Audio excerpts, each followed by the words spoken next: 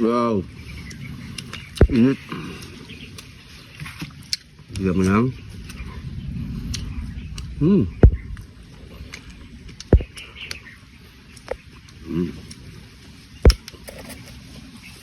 Nakalimutan yung ano eh. Tsara eh. No?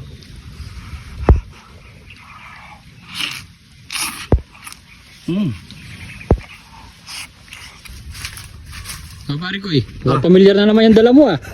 Ito, yung galing uli sa Candaba mga pare ko. Pang-apat na content na natin to. Ayan, no? Yan. Pinalinis na rin natin yan dyan mga pare ko. At yung kilo neto nasa may 1 kilo mga pare ko. Tignan nyo naman ang laki oh. Oh. Grabe ulo pa lang. Malinis na yung mga pare ko. Tignan mo. May mga ano pa siya yung itlog-itlog niya. Ayan oh. Ayan. So siyempre, kahit malinis na rin yan, babanlawin kasi binyahin natin, di ba pare ko? Oo, tama yung pare ko. Babanlawin na natin yan. Yan. Yun. Tapos, hiwain lang natin to mga pare ko. Ya.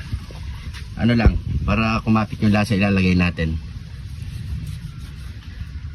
Yan. Nung last pare ko ay nagluto tayong ganito, ginawa nating puchero. Ay, puchero, ay hindi, pesa no? Pesa. Pero karamihan na niluluto nilang ganito mga pare ko puchero. Pero tayo, nagawa na kasi natin yun eh. So, iihaw lang natin to, pero lalagyan natin ng masarap na pampalasa. Yun. Diba? Yan. Yan no? Ano yan? So, maglalagay lang tayo ng paminta. Yan. Para mag-note sa loob.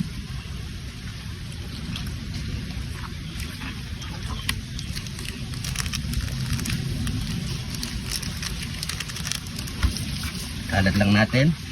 Tapos maglalagay tayo ng siyempre pampalasa pare ko eh.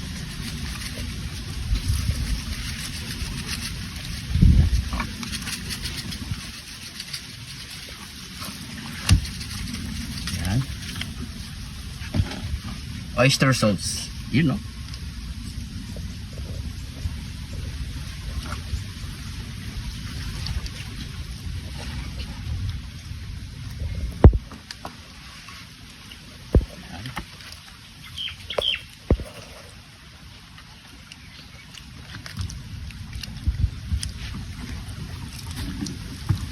Grabe.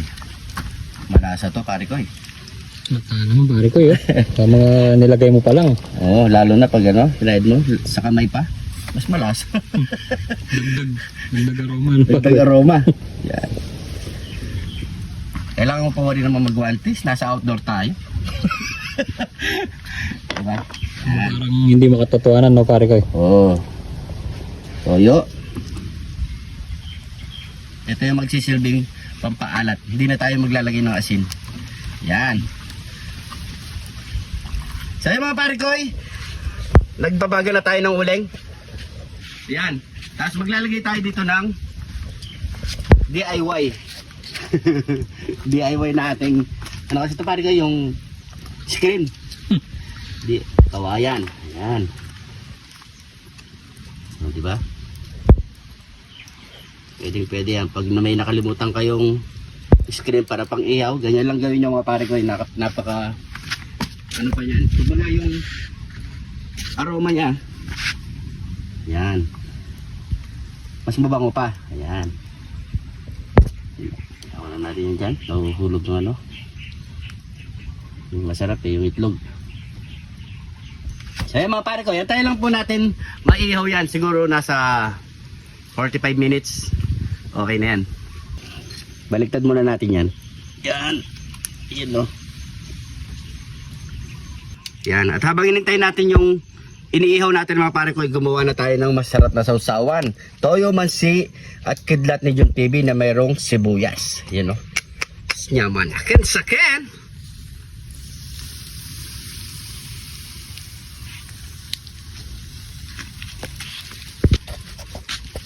Pare ko, ano ginagawa mo dyan? Luto na yata ito. Ha? Parang luto na to pare ko. Okay na. Tignan natin. Oo nga no.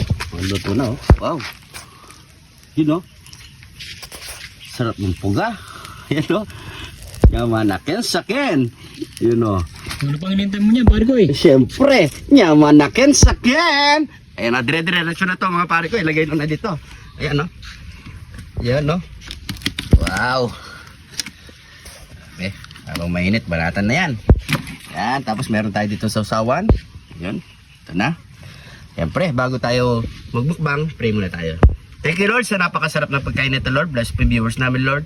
Bless po yung sumusuporta sa amin Lord. Bless po yung family kalusugan namin Lord. In Jesus name, Amen. So yung mga pare ko ay, sabay-sabay po tayo kumain. Good. Ay, ito masarap. Puga. Puga. Yun na. Yun no.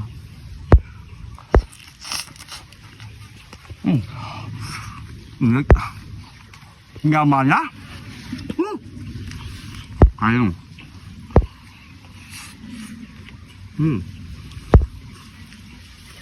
Sarap.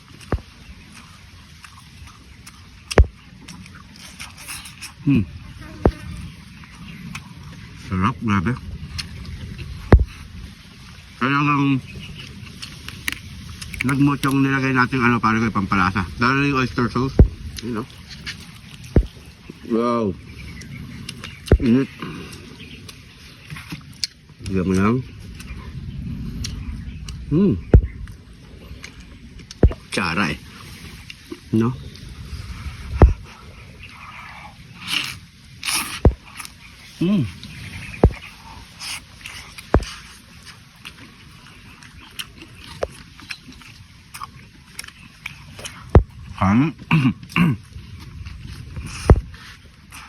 Sarap.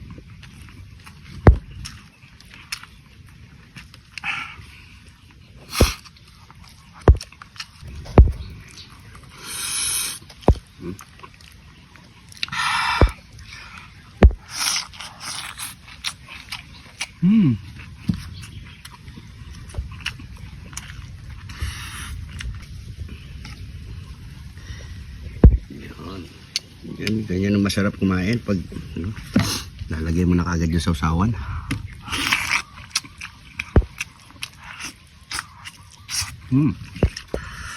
Yan, nasa sausawan.